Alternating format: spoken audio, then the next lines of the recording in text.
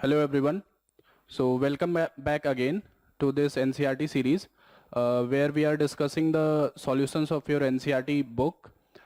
So in today's video, we'll be discussing the solution of your third chapter, that is current electricity of class 12th. All right. So let us start the video, and this is your first question. So question देखिए सब कोई.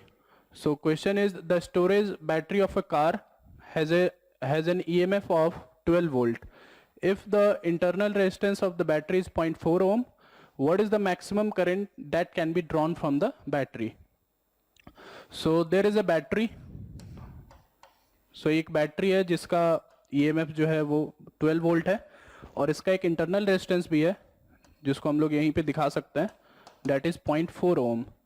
सो what is the maximum current that can be drawn from here. तो maximum current के लिए यहाँ पे circuit complete हो जाए इसका.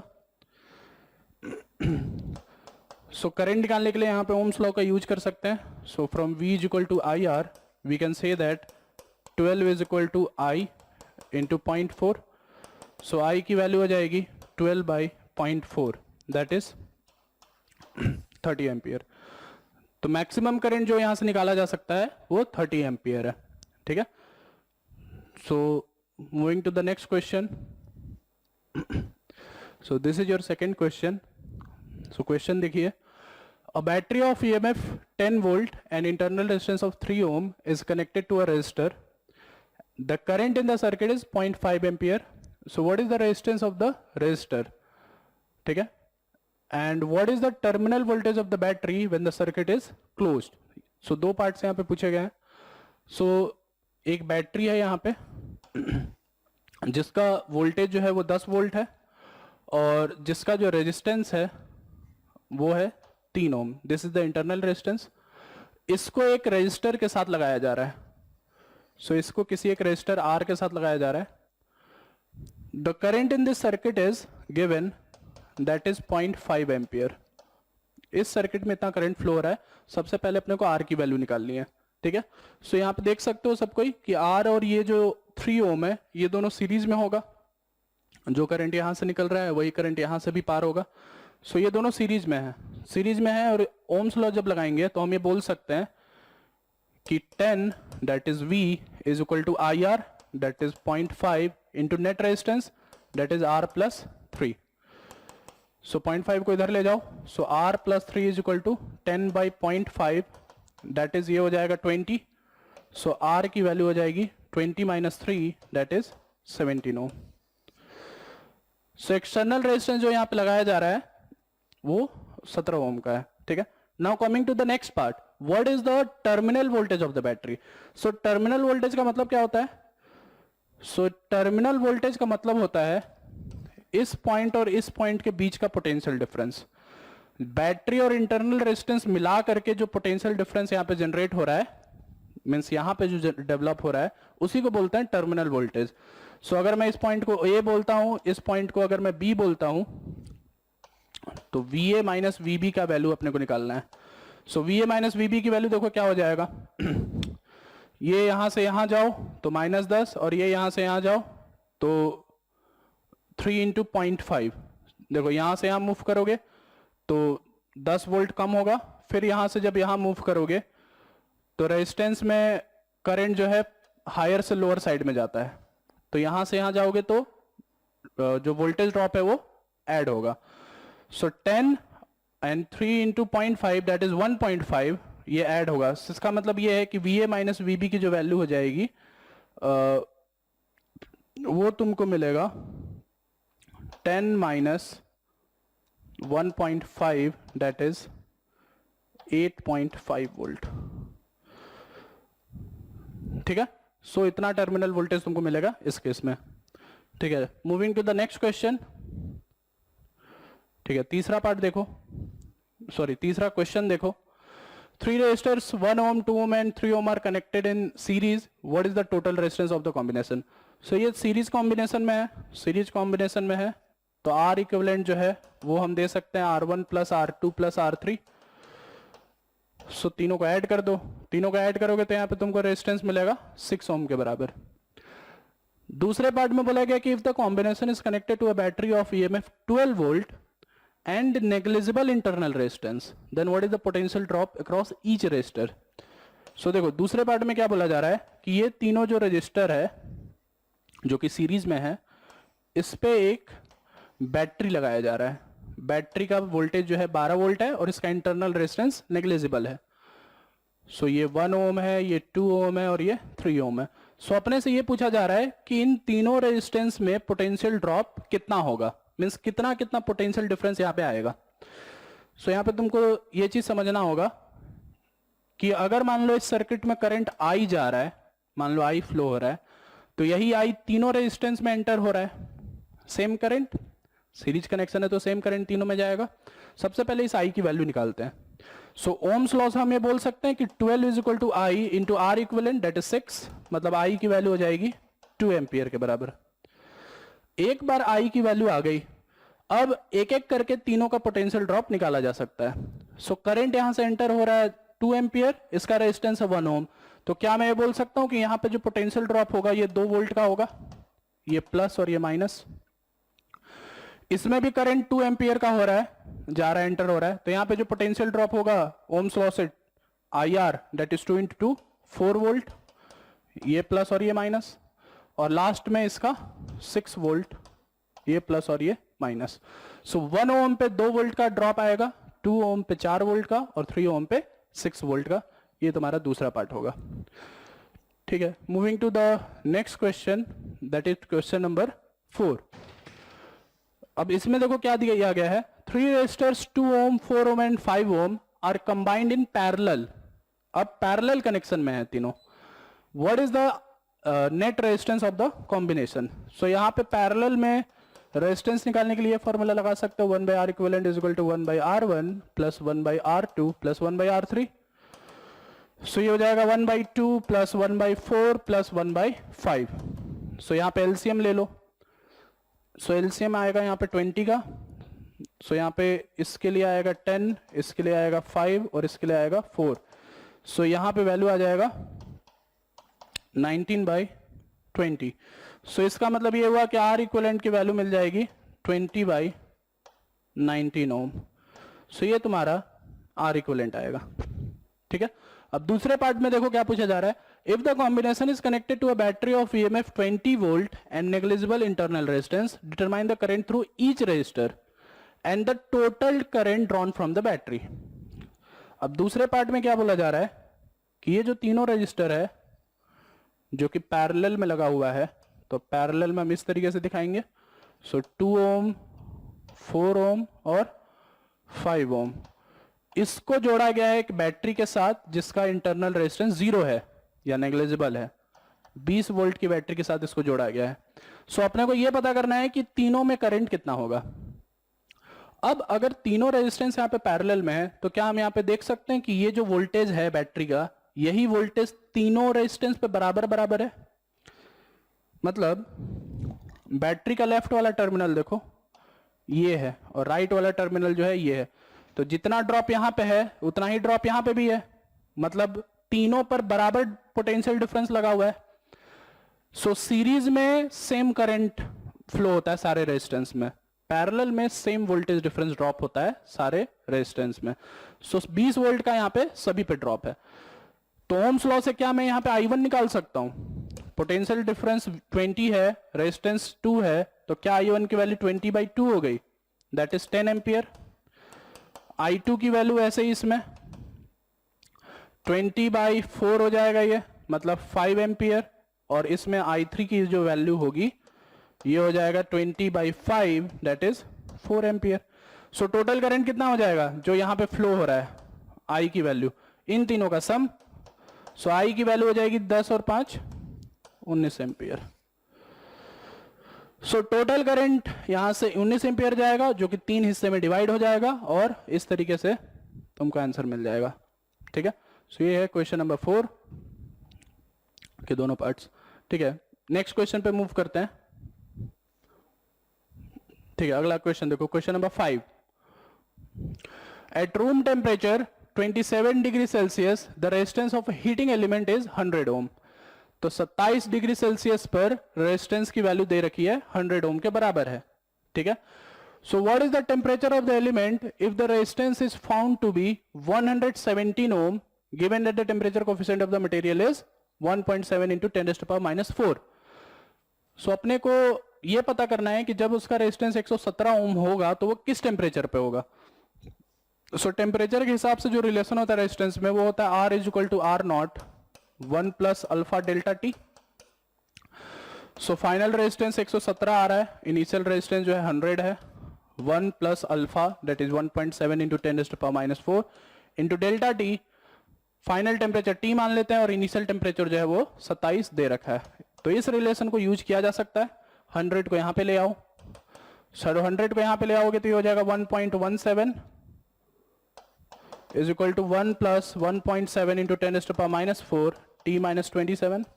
इस 1 को इधर ले आओ तो ये हो जाएगा 0.17 is equal to 1.7 into 10⁻⁴ T minus 27।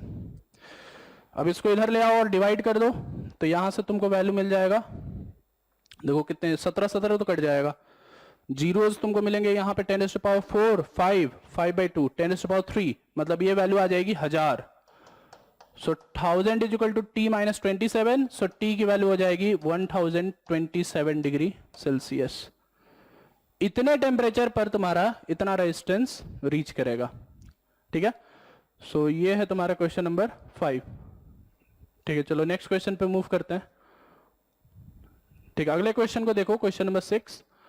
A negligibly small current is passed through a wire of length 15 meter and uniform cross section area of 6 into 10⁻⁷ meter square and its resistance is measured to be 5 ohm।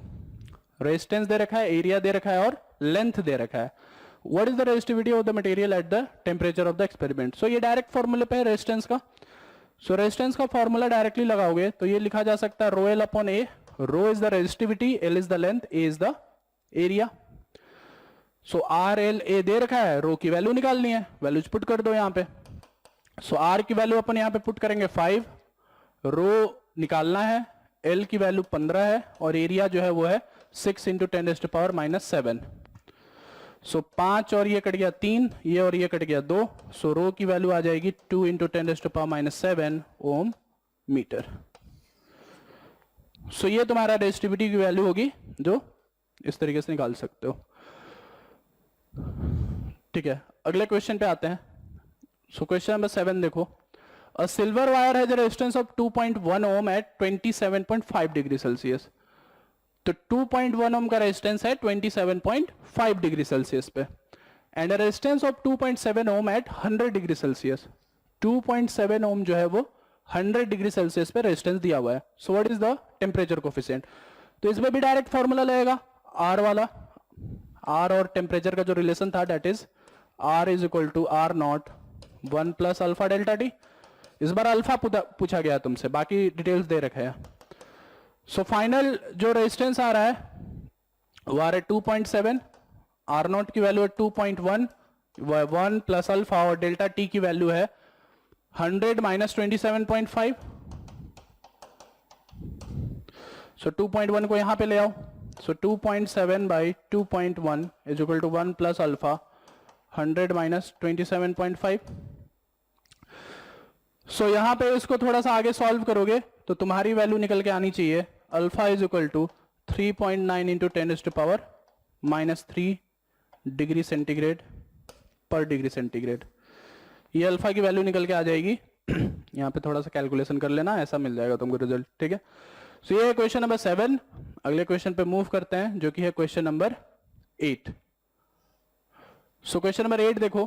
A heating element using nichrome connected to a 230 volt draws an initial current of 3.2 ampere which settles after a few seconds to a steady value of 2.8 ampere।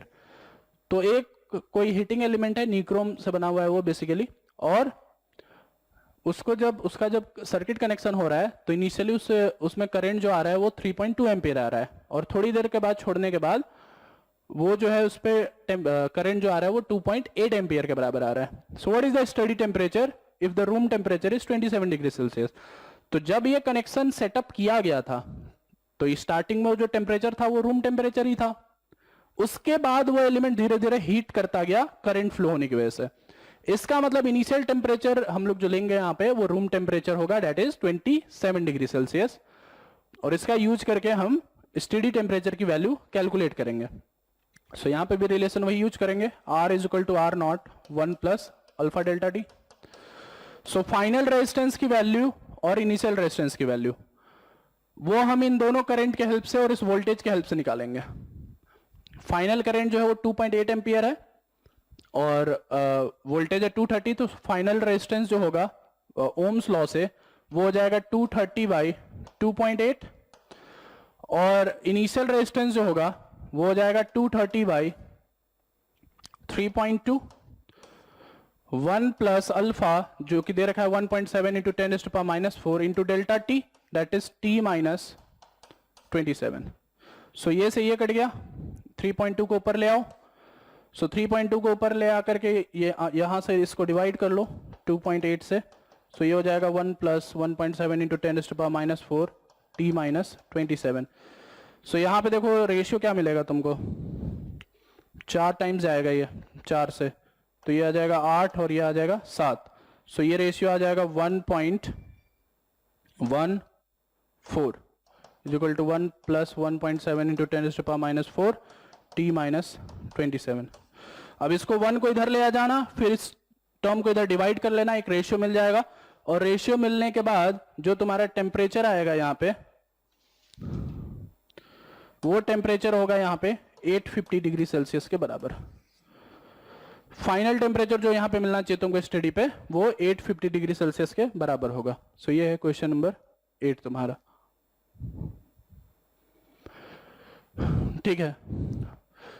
सो इस problem पे आते हैं, ये काफी अच्छा problem है, इस पूरे चैप्टर में जो भी सबसे बेस्ट प्रॉब्लम है वो ये वाला है, ठीक है। सो ये क्वेश्चन जो है ये एक अनबैलेंस्ड व्हीट स्टोन ब्रिज के ऊपर दिया हुआ है। जैसे बैलेंस्ड व्हीट स्टोन ब्रिज तो सबने पढ़ा ही होगा कि R1 into R2 is equal to R3 into R4 अगर होता है तो वो बैलेंस होता है, बीच वाले में कोई भी करंट फ्लो नहीं होता है। लेकिन यहाँ पे व्हीट स्टोन ब्रिज जो है वो बैलेंस्ड नहीं है। 10 into 10 100, 5 into 5 25, so 100 is not equal to 25, so it is not balanced. So सवाल में अपने से ये पूछा गया है कि अपने को ये बताना है कि पूरे ब्रांच में कितना करंट फ्लो हो रहा है, ठीक है। सो मान लो कि यहां से करंट जो है I फ्लो हुआ और यहां पे I1 और I2 डिवाइड हुआ, इसमें I1 गया और इसमें I2 गया, ठीक है। सो हम लोग यहां पे पहला ही रिलेशन यहां पे दे सकते हैं कि I is equal to I1 plus I2। ये I1 यहां से फ्लो हुआ, मान लो यहां से इस पॉइंट से डिवाइड होकर के इसमें I3 गया, तो इस वाले ब्रांच में जो करंट बचेगा I1 में वो बचेगा I1 माइनस I3, ठीक है। ये I1 गया, इस पॉइंट पे डिवाइड हुआ, इधर को I3 मान लिया, तो इधर बचा हुआ निकल जाएगा इधर से, that is I1 minus I3। अब ये I3 इधर से आ रहा है और ये I2 इधर से आ रहा है, मतलब इस ब्रांच में जो करंट जाएगा वो I2 प्लस I3 जाएगा। सो इस तरीके से तुम्हारा करंट डिवीजन हो जाएगा। यहां पे 3 वेरिएबल्स हमने माने हैं, 4 वेरिएबल्स इनफैक्ट माने हैं, I1, I2, I3 and I1, I2 and I3, 4 variable. तो कम से कम अपने पास 4 इक्वेशन यहाँ पे होने चाहिए, तभी जाकर के ये सॉल्व होगा। पहला इक्वेशन तो अपने पास आ चुका है, 3 इक्वेशंस और फ्रेम करने हैं। सो बाकी के जो 3 इक्वेशंस होंगे वो हम फ्रेम करेंगे केवीएल से, that is Kirchhoff voltage law से, ठीक है। तो सबसे पहले केवीएल मैं यहां पे लगा रहा हूं इस वाले सेगमेंट पे। बैटरी, ये 10 ओम का रेजिस्टेंस, ए ये वाला पॉइंट और सी ये वाले लूप में मैं चल रहा हूं, ठीक है। तो इस वाले लूप में चलोगे तो किसी भी पॉइंट से स्टार्ट हो जाओ, मान लो मैं इस पॉइंट से स्टार्ट हो रहा हूं, इधर से मैं लूप में चलूंगा और इसी पॉइंट पाऊंगा, ठीक है। तो मैं यहां से यहां गया तो 10, यहां से यहां गया तो -10i, फिर यहां से यहां आया -5i2, फिर यहां से ऊपर गया -10 times I2 plus I3 is equal to 0। ये बना सबसे पहला केवीएल का इक्वेशन। ये पहला लूप लिया अपन ने। दूसरा लूप ले लो यहां पे ए बी, ये पॉइंट का लूप, ये जो लूप है इस लूप में चलो, और मान लो मैं ए पॉइंट से स्टार्ट हो जा रहा हूं, तो यहां से जब मैं यहां जाऊंगा तो पोटेंशियल ड्रॉप जो आएगा वो आएगा -10I1 का। रेजिस्टेंस में करंट हमेशा हायर से लोअर साइड में जा रहा है, ठीक है, इस चीज का यूज करके मैं ड्रॉप निकाल रहा हूं। सो -10I, फिर यहां से यहां जंप किया तो ये हो जाएगा -5I3, और जब इधर से इधर जंप किया तो ये हो जाएगा +5I2 = 0। और लास्ट में तीसरा लूप के लिए ये वाला लूप ले लो, तीसरा इक्वेशन के लिए ये वाला लूप ले लो। बी से स्टार्ट हो जा रहा हूं मैं, तो यहां से यहां गया मैं, सो -5I1 -I3, यहां से यहां गया तो +10I2 +I3, और यहां से यहां गया तो +5I3 = 0। ये 4 इक्वेशंस फ्रेम हो गए हैं और 4 वेरिएबल्स जो हैं अपने पास हैं। 4 इक्वेशंस हैं, 4 वेरिएबल्स हैं। इन चारों को जब सॉल्व करेंगे तो अपने को I1 I2 I3 सारे के सारे वैल्यूज अपने को मिल जाएंगे। तो जो वैल्यूज इनको सॉल्व करने पे मिलेंगे तुमको, तो उसमें से जो I1 की वैल्यू होगी वो होगी 4/17 एम्पियर। I2 की जो वैल्यू होगी वो होगी 6/17 एम्पियर। I3 की जो वैल्यू होगी वो होगी -2/17 एम्पियर। और इससे जो तुम्हारा रिजल्टेंट I की वैल्यू आएगी वो आएगी 10/17 एम्पियर। तो ये सारे वैल्यू जो है, ये सारे वैल्यूज तुमको मिलेंगे जब तुम इस चारों इक्वेशन को सॉल्व करोगे, ठीक है। सो ये अनबैलेंस्ड व्हीटस्टोन ब्रिज का क्वेश्चन था। चलो आगे बढ़ते हैं, ठीक है। ये भी प्रॉब्लम काफी डिसेंट है, ये मीटर ब्रिज के ऊपर बेस्ड है, ठीक है। सो इस प्रॉब्लम को देखो क्या पूछा जा रहा है यहां पे। So in the metre bridge as shown in the figure, the balance point is found to be at 39.5 centimetre from the end A when the resistor S is of 12.5 ohm, ठीक है। सो यहां पे जो रेजिस्टेंस है ये तुम्हारा are resistance है, और यहां पे जो रेजिस्टेंस है ये एस रेजिस्टेंस है, ठीक है। सो एस की वैल्यू जो है 12.5 ओम है और बैलेंस पॉइंट जो है 39.5 पे है। So what is the resistance of R? R की रेजिस्टेंस की वैल्यू अपने को निकालनी है, ठीक है। तो निकालते हैं। सो अगर यहां पे ये बैलेंस्ड मीटर ब्रिज है तो हम ये बोल सकते हैं कि ये एक बैलेंस्ड व्हीटस्टोन ब्रिज की तरह है। सो क्या हम ये बोल सकते हैं कि R/S जो होगा, R/S ये होगा this length upon this length, ठीक है, जो कि आएगा L1/L2 के बराबर। सो यहां से तुमको R की वैल्यू मिल जाएगी L1। L1 की वैल्यू क्या है? कनेक्शन जो है यहां पे 39.5 पे है, सो ये हो जाएगा 39.5, बाकी जो है L2। सो मीटर ब्रिज का लेंथ 100 सेंटीमीटर होता है, ये लेंथ जो है 39.5 है, तो ये वाला लेंथ जो होगा ये हो जाएगा 60.5। सो L2 की वैल्यू आ जाएगी 60.5 इंटू S, दैट इज 12.5। सो यहां से कैलकुलेशन कर सकते हो, कैलकुलेशन करोगे तो R की वैल्यू तुमको मिल जाएगी। दूसरे सेगमेंट में पूछा है कि determine the balance point of bridge above if R and S are interchange.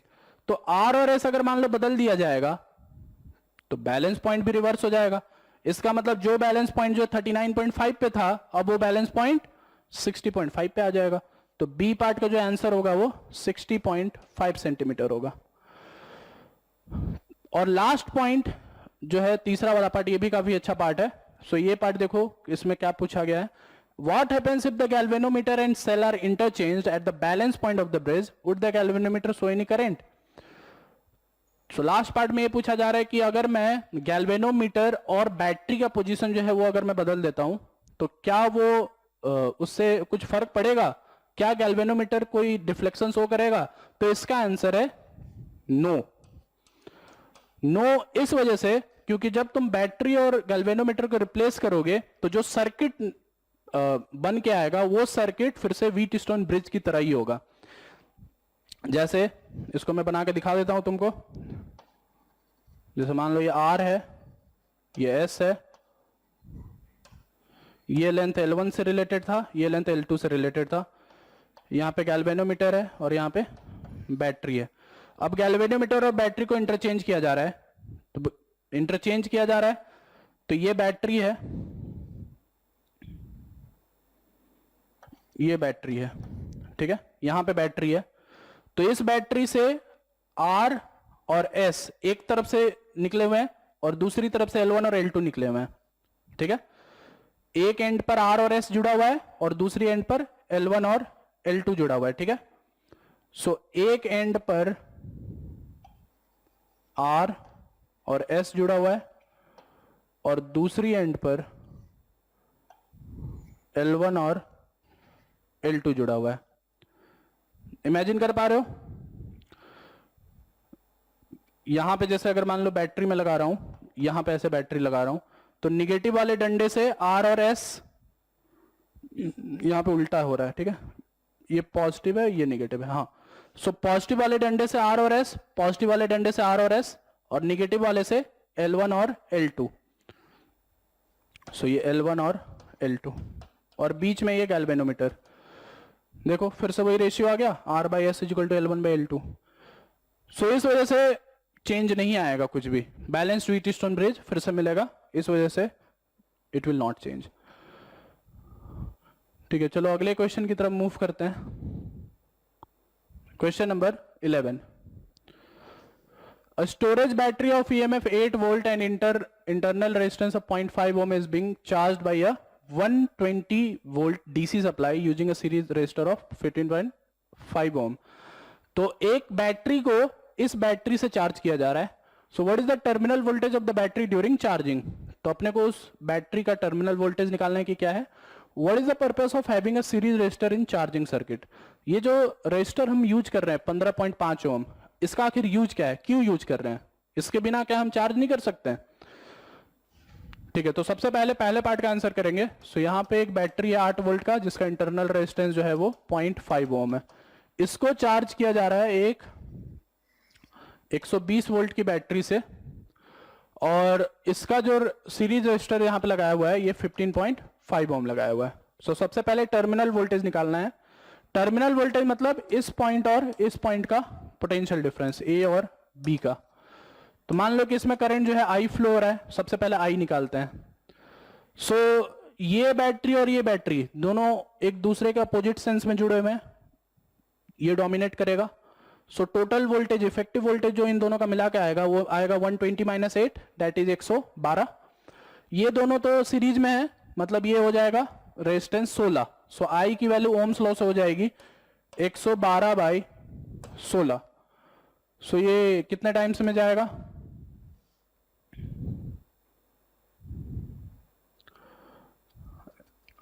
ये 7 टाइम्स में जाएगा। सो करंट की वैल्यू आ जाएगी 7 एम्पियर। सो टर्मिनल वोल्टेज जो आ जाएगा VA माइनस VB, यहां से यहां फिर यहां से यहां, करंट इधर से फ्लो हो रहा है, ये प्लस और माइनस है, तो 8 और यहां पे 3.5। ठीक है, सो 8 प्लस 3.5 11.5 वोल्ट। तो ये तुम्हारा टर्मिनल वोल्टेज की वैल्यू आ जाएगी 11.5 वोल्ट के बराबर। अब दूसरा जो पार्ट है कि what is the purpose of having a series resistor. देखो यहां पे हम लोग इस रेजिस्टर को इस वजह से यूज करते हैं ताकि इस वोल्टेज से जो करंट है उस करंट को हम लोग रेगुलेट कर सकें या फिर उसको लिमिट कर सकें। ठीक है, जितना रिक्वायरमेंट है हमें उतना ही करंट मिल पाए, इस वजह से हम यहाँ पे रेजिस्टर को यूज करते हैं। अगर मान लो रेजिस्टर यूज नहीं करेंगे, इसको खाली छोड़ देंगे, तो बहुत बड़ा करंट फ्लो होगा सर्किट में।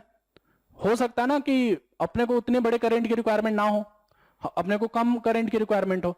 इस वजह से इस रेगुलेशन के लिए, इस लिमिटेशन के लिए हम लोग सीरीज में एक रेजिस्टर को कनेक्ट करते हैं।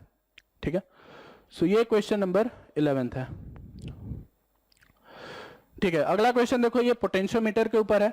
In the potentiometer arrangement a cell of EMF 1.25 volt gives a balance point of 35 centimeter length of the wire. If the cell is replaced by another cell and the balance point shifts to 63 centimeter, what is the EMF of the second cell?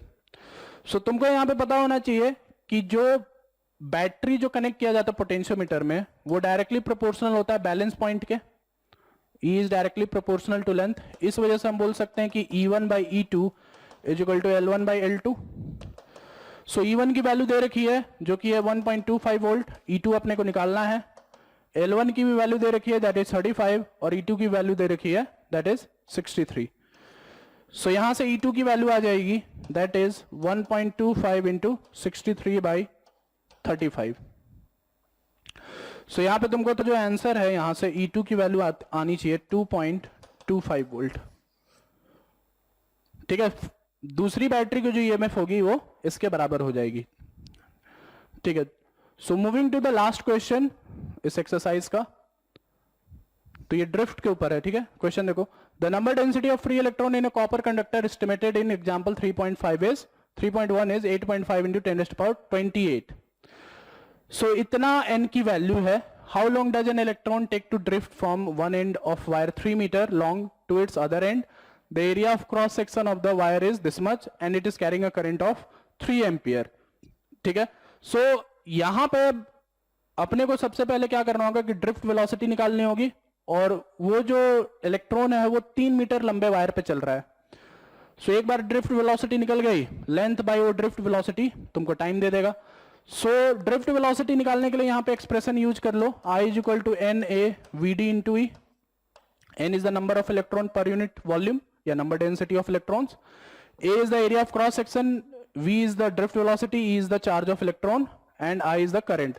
सो यहां पे सारे values दिए हुए हैं। देखो I की value दे रखी है 3 एम्पियर, N की वैल्यू दे रखी है 8.5, A की वैल्यू दे रखी है 2 इंटू 10⁻⁻6, E की वैल्यू तुम जानते हो जो कि है 1.6 इंटू 10⁻⁻19। इन सारी वैल्यूज को जब तुम मिलेगी 1.1 इंटू 10⁻⁻4 मीटर पर सेकेंड। सो टाइम जो लगेगा इलेक्ट्रॉन को इस वायर में ड्रिफ्ट करने के लिए वो लगेगा 3/1.1 इंटू 10⁻⁻4 सेकेंड, जो कि नियर अबाउट आता है 7.5 आवर के आसपास। सेकेंड को जब यहां पे आवर में कन्वर्ट करोगे तो इतने टाइम में वो कन्वर्ट हो जाएगा, 7.5 आवर के आसपास तुमको वैल्यू मिलेगी।